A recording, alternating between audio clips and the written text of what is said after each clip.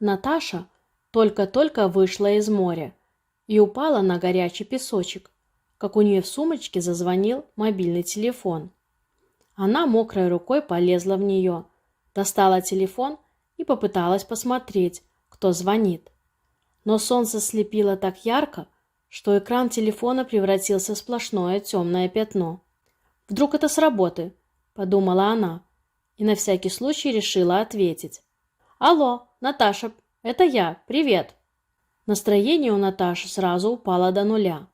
Оказывается, звонил бывший муж. «Привет», – нехотя ответила она. «Что надо?» «Наташ, я решил вернуться». «Чего?» – возмущенно вскликнула она. «Я решил вернуться». «Куда вернуться?» «К тебе». «Ко мне? В третий раз вернуться, да?» «Из какого перепугу?» «А с того, что я в нашей квартире прописан», – решительно сказал муж. «И я имею право там жить». «Во-первых, не в нашей квартире, а в моей», – грозно произнесла Наташа. «Ты забыл, что ли?» «А во-вторых...» Но договорить, что было во-вторых, она не успела, потому что бывший муж перебил ее, заговорив умоляющим тоном. «Ну, Наташа, ну войди в мое положение еще раз. Меня с квартиры выгоняют. Представляешь? Прямо сегодня, не предупредив заранее, у хозяйки сын из тюрьмы вернулся». «Это не мои проблемы», – железным тоном заговорила Наташа. «Я поверила тебе, что ты больше не станешь проситься ко мне на ночлег, и поэтому тебя пока не выписывала. Но теперь ты меня достал». «Ну, Наташа!» – почти завопил он в трубку. «Ну, можно я поживу с тобой, пока не найду новую квартиру? Ну, пожалуйста. Всего несколько дней, ну, последний раз. Со мной поживешь? Но меня нет в городе. Я отдыхаю на море. У меня отпуск. Ты это понимаешь, Вадик?» «На море?» Бывший муж обрадовался. «Это же классно! Пока ты на море, я поживу в нашей квартире».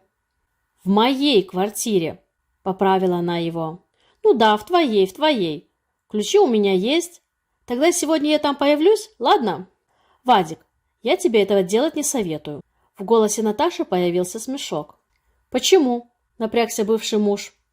«Потому что твое место уже занято. В моей квартире на нашей кровати лежит другой человек». «Чего?» – опешил Вадик. «Какой еще человек?» «Неважно, какой. Тебя это не касается». «Как не касается?» Бывший муж обозлился. «Ну нет, Наташенька, я там прописан, и поэтому я прямо сейчас поеду туда, и если что, вышвырну твоего сожителя». «Ну, если у тебя получится, действуй». Наташа вдруг хмыкнула и отключила телефон. Уже через полчаса бывший муж открыл своими ключами квартиру. Перед этим он выпил полстакана водки для храбрости и теперь стопроцентно был готов к встрече с незнакомым соперником. Надо отметить, что в молодости Вадик занимался боксом и поэтому был крепким мужчиной. Вошел в прихожую, внимательно осмотрел вешалку, но мужских вещей там не обнаружил. От сердца его немного отлегло. «Это она меня на испуг хотела взять», – пробормотал он, усмехаясь. «Эх, Наташенька, никого себе ты не нашла. Так что, может быть, мы с тобой еще опять сойдемся? Если я захочу, никуда ты от меня не денешься». Он уже в веселом настроении заглянул на кухню, прошел насквозь гостиную и направился в комнату, где стояла когда-то общая их с Наташей кровать. Открыл дверь и в ужасе застыл. На кровати действительно лежал человек, которого он больше всего боялся увидеть. «Ого!» – воскликнула страшно удивленная теща. «Это кого ко мне нежданно принесло? Каким ветром надуло?» Она лежала среди бела дня на кровати в одной сорочке и, как всегда, читала какой-то детектив. «Вадик, ты ли это?» «Ой!» – Вадик попятился. «Нина Петровна, здрасте. И до свидания. Это я на минутку заглянул. Гляжу, Наташи вроде нет, так что я уже ухожу». «Стоять!» – завопила теща. Да так, что у бывшего зятя на спине побежали мурашки. Он застыл и с ужасом уставился на эту женщину, потому что понимал, что бежать бесполезно. Дело в том, что Нина Петровна в начале 2000-х работала в милиции. И не просто работала, а ловила особо опасных преступников, боролась с группировками и прочей организованной преступностью. И вот как-то однажды, когда Вадик с Наташей жили еще вместе, он изрядно выпил и стал громко кричать на жену, прямо при теще. Нина Петровна сначала спокойно попыталась пристыдить, урезвонить зятя, но Вадик сгоряча послал тещу куда подальше. Нехорошо так послал, очень грязно и грубо. И дальше случилось то, что Вадик понять не мог до сих пор. Через секунду он уже лежал, уткнувшись носом в пол. И сзади на его запястьях сомкнулись настоящие наручники. Откуда эти наручники взялись у этой женщины, которая была в домашнем халате? Эту загадку он тоже до сих пор не разгадал.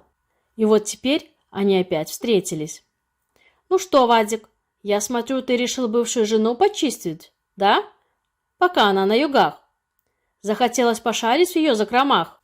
Нина Петровна медленно приняла сидячее положение и стала смотреть на него таким взглядом, что Вадику захотелось немедленно застрелиться. «Клянусь вам, я зашел просто так. Точнее, я хотел навестить Наташу, а тут вы. Извините меня ради бога и отпустите, пожалуйста». «Ну нет, мой мальчик, на этот раз от меня не уйдешь. Давно я хотела отправить тебя по путевке в Магадан. Ты, я знаю, замучил дочку мою своими возвращениями, а она все жалеет тебя, потому что жить тебе негде. А в Магадане тебе и жилье организуют, и спецовочку выделят, и трехразовое питание. С твоими накачанными бицухами ты там зарабатывать прилично станешь. Лес там еще не весь повалили, для тебя несколько гектаров оставили». «Нина Петровна, да вы что?» – застонал бывший зять. «Будьте человеком, отпустите меня. Ну что мне, на колени перед вами встать?» «Зачем на колени?» – хмыкнула она. «Не надо на колени. Я не святая Тереза». «Так», – она задумалась. «Ты хотел перекантоваться здесь, наверное, пока Наташка загорает, так?» «Нет, я уже расхотел», – замотал испуганно головой Вадик. «Уже не надо мне ничего, вообще ничего». «А ночевать где будешь?» «Не знаю, в гостинице, наверное». «Зачем в гостинице?